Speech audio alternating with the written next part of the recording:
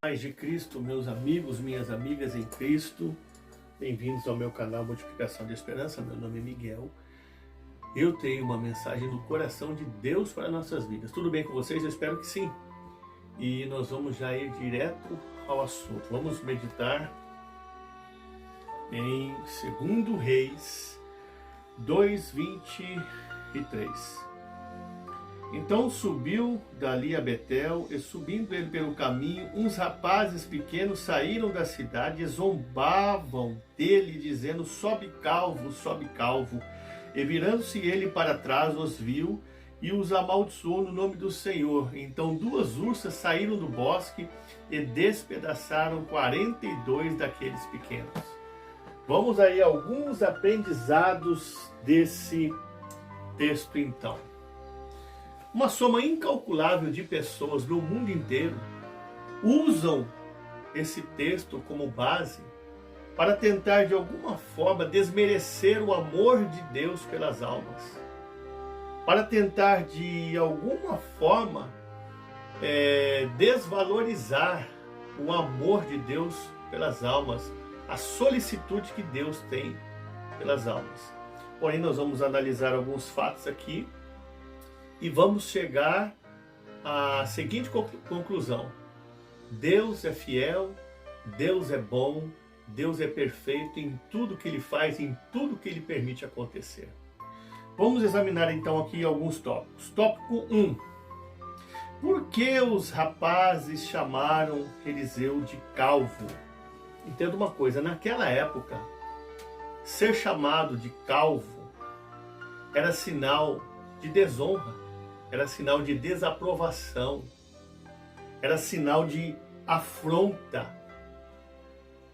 E ter cabelos crescidos, ser cabeludo, era sinal de honra, era sinal de ter uma espiritualidade avançada, era sinal de ter uma unção diferenciada, era sinal de ter uma capacidade além, era sinal de que realmente a pessoa era bem dotada espiritualmente, estava em um nível, um patamar bem elevado, era bem diferenciado. Então entenda algo muito interessante. Dá para você então compreender que quando os rapazes chamam Eliseu de calvo, ou seja, sobe calvo, eles estavam tentando menosprezar o seu ministério. Eles estavam tentando dizer: profeta Eliseu, o seu ministério é medíocre, a sua espiritualidade é rasa, a sua unção é pequena, o teu conhecimento é medíocre. Elias, sim, Elias tinha um ministério profético. Elias, o seu professor, era um profeta autêntico. Elias, sim, tinha uma espiritualidade avançada. Elias, sim, fez muitos sinais, prodígios e milagres. Agora você, teu ministério é desprezível. A tua visão é medíocre. O seu ministério é um ministério ultrapassado.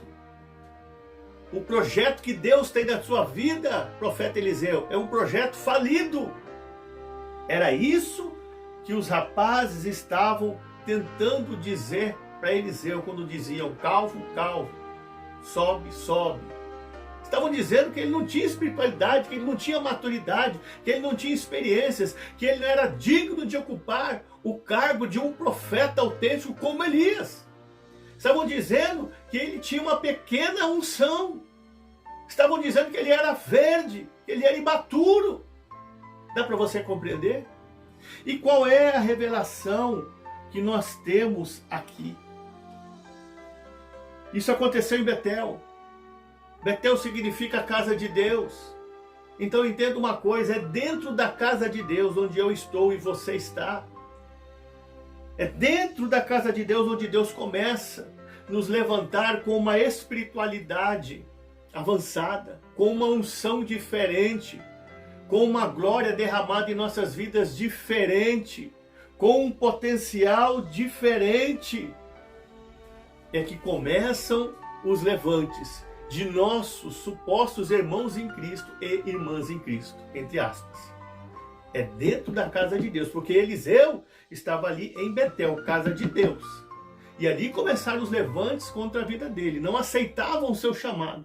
Não aceitavam ele estar substituindo o profeta Elias. Não consideravam ele um profeta. E é dentro da casa de Deus, onde Deus começa a nos levantar em uma outra atmosfera, que os nossos supostos irmãos em Cristo e irmãs em Cristo começam a se levantar contra a nossa vida, começam a zombar também do nosso ministério, começam a rir, começam a desdenhar, começam a reprovar, começam a apedrejar. É aí mesmo, dentro da casa de Deus, onde você está. Preste muita atenção, que ele passa por Gilgal. Ali não há levantes contra a sua vida. A Bíblia não relata, mas eu creio que ali o profeta Eliseu realizou milagres, sinais e prodígios. Aí ele vai e passa em Jericó. Está narrado que em Jericó ele faz ali também milagre, ele sara as águas amargas. Mas ali não houve levante contra a sua vida. Pelo contrário, eu acredito que em Gilgal e em Jericó, lugares onde passou o profeta Eliseu, eles o honraram, o admiraram como autoridade, se espelharam nele, viram nele um homem de Deus, maduro, cheio de experiências, capacitado, idôneo para exercer o ministério, para ser o sucessor do profeta Elias. Você já entende o que Deus está tratando com você. Então ele passa por Jericó, ele é honrado, ele passa por Gilgal, é honrado. Agora quando ele chega em Betel, na casa de Deus, ele começa os problemas. Eu não estou falando, é dentro da casa de Deus que tem a inveja, a amargura, a insatisfação, o desejo contrário, a desaprovação contra aquilo que Deus tem nas nossas vidas. Ninguém pode ver você subir um pouco mais, que em vez de tentar ser influenciado por você, você alinhar em você, começa a apedrejar. Surge a amargura e a inveja. Foi aqui dentro da casa de Deus que começou os levantes. Qual a revelação que nós temos aqui? Muitas das vezes, ou na maioria das vezes, os que estão de fora e não conhecem a palavra de Deus e não aceitaram a Cristo, aprovam muito mais o nosso ministério. Nos reconhecem muito mais como homens e mulheres de Deus. Nos aprovam muito mais, se inspiram em nós muito mais, nos apoiam muito mais, dão crédito em nós muito mais do que aqueles que estão dentro da casa de Deus e se dizem ser nossos irmãos. É isso que eu aprendo aqui. Só foi ele chegar em Betel, casa de Deus, que começou os problemas. Aí começou a zombaria, aí começou o deboche, aí começou a ridicularizar ele, aí começou a dizer que ele não tem a unção necessária, aí começou a dizer que ele não tem chamado, aí começou a dizer que Deus não levantou ele. É desse jeito, é dentro da casa de Deus que são os problemas. Lá fora nós temos mais apoio, lá fora nós temos mais admiração, lá fora nós temos mais consideração. Mas entenda uma coisa, se Deus está te levantando, não importa. Porque nós vemos esse texto que Eliseu continuou o seu caminho e seguiu em frente. E você vai continuar o seu caminho e vai seguir em frente. Tópico 2. E virando-se ele para trás, os viu. Para Eliseu ter olhado para trás, primeiramente, é porque ele já tinha ouvido as vozes dos rapazes zombando dele. Entendeu? Para ele virar para trás, foi porque primeiro ele ouviu as vozes dos rapazes zombando dele. Qual é a revelação que nós temos aqui? 1 Coríntios 14:10. Há, porém, muita espécie de vozes do mundo, e todas elas têm um significado. O que eu posso dizer para você da parte do Senhor? Não ouça as vozes do mundo. Não ouça as vozes da inveja. Não ouça as vozes da amargura. Não ouça as vozes da insatisfação. Não ouça as vozes dos medíocres. Não ouça as vozes daqueles que querem ver você na ruína. Não ouça as vozes daqueles que querem te empurrar para o abismo. Não ouça as vozes dos cobiçosos contra o seu ministério. Não ouça as vozes dos derrotados, que não saem de um nível cristão, que só ficam nesse nível, nesse patamar. Não ouça essas vozes, meu amigo, minha amiga em Cristo, irmão, irmã em Cristo, simpatizante do evangelho, você é de outra religião. Não ouça as vozes do mundo, ouça as vozes do Senhor. Rapidamente falando, uma metáfora. Certa vez iria haver a festa dos sapos. Os sapos combinaram, vamos fazer aqui uma festa e vai ter uma concorrência. Quem subir até o cume dessa torre vai ser o campeão, vai ter um prêmio. E aí juntou muita gente para ver isso. E os sapos começaram a escalar a torre. Sapo grande, sapo médio, sapo pequeno, sapinho. E o povo ali falando, incentivando. De repente começou a cair sapo grande, os sapo médio, sapo pequenininho, sapo grandão. E eles ali, agitando o povo. De repente ficou um sapinho pequenininho que não parava, ele triunfava. Aí eles começaram a pegar no pé desse sapinho. Ei, onde você pensa que você vai? Seu João Ninguém, você nunca vai chegar lá em cima. Quem é você? Olha o seu tamanho, olha a sua estrutura. Você não tem potencial, você não tem visão, você não tem garra. Daqui a pouquinho você cai. Daqui a pouquinho você vai sentir medo e vai voltar para trás. Quem é você? E quanto mais eles falavam, o sapinho ia indo. E foi caindo quase todos os sapos. E ele chegou e venceu e voltou para baixo. E ele tinha um amigo sapo que ficou ali apoiando ele. Aí todo mundo foi perguntar qual que é o segredo para ele. Não falou nada. E perguntaram para o amigo dele qual que é o segredo para ele ter vencido. Aí o seu amigo sapo disse assim, ele é surdo.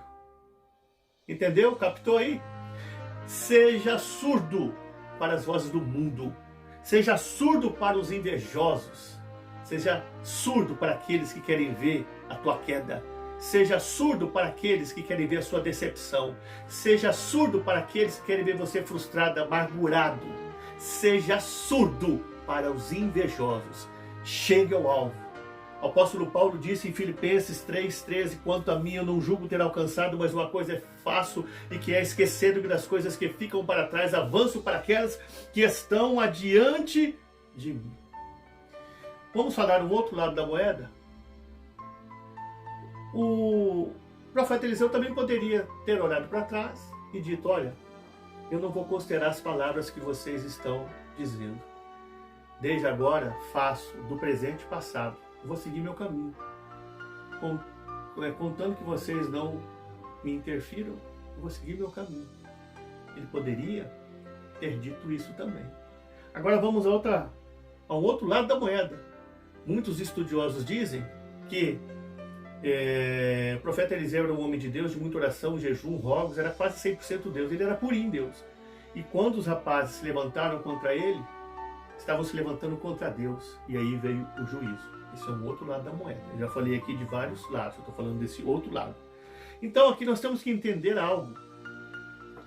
Quando o inimigo não consegue nos atingir no âmbito espiritual, ele vai para o âmbito natural. Uma outra revelação. Chamaram ele de calvo. Defeito físico. O inimigo também vai tentar mexer com a tua autoimagem, com o seu alto valor e com a sua autoestima. Vigia.